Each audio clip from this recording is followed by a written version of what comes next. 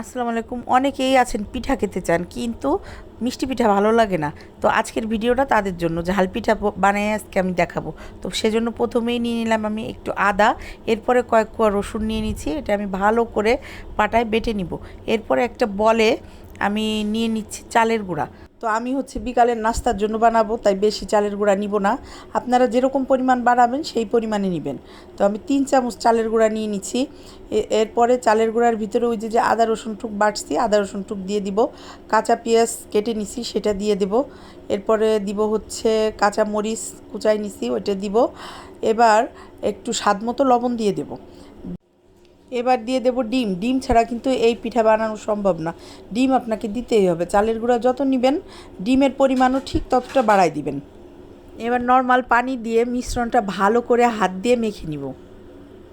বেশি গাঢ় গাঢ় রাখবেন না, গুলাটা একটু পাতলা হবে, ঠিক আছে? পাতলা করে মেখে নেবেন। তো মেখে নেওয়ার পরে এখন আমি দেখেন চুলায় কড়াই দিয়ে দিছি, কড়াই গরম হয়ে গেছে।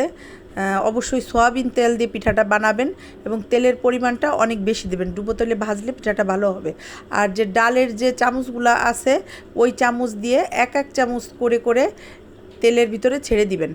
যেহেতু এই পিঠার ভিতরে ডিম দেওয়া আছে, তো অবশ্যই বাচ্চারা অনেক পছন্দ করবে। পিঠা কিন্তু আমার অনেক পছন্দের খাবার। মিষ্টি পিঠা হোক, ঝাল পিঠা হোক, আমার খুবই পছন্দ। আমি কিন্তু পিঠাটা বেশি বানাইতে পারি না। এই পিঠাটা আমি শিখছি কারণ এই পিঠাটা অনেক সহজ। তো ভাবলাম আপনাদের সাথেও রেসিপিটা শেয়ার করি। তো আমি অল্প কয়টা পিঠা বানাবো। আমার পিঠা বানানো হয়ে গেছে। আমি সব পিঠা আস্তে আস্তে এভাবে তেল থেকে ভালো করে ছেঁকে উঠিয়ে নিচ্ছি। এই যে দেখেন আমার পিঠা বানানো হয়ে গেছে। বাসায় হঠাৎ করে মেহমান যদি চলে আসে, ঝটপট করে আপনি এই পিঠা বানাই দিতে পারেন। ভেঙে দেখি যে পিঠাটা ভিতরে কেমন হয়েছে। তো অবশ্যই সবাই বাসায় ট্রাই করবেন।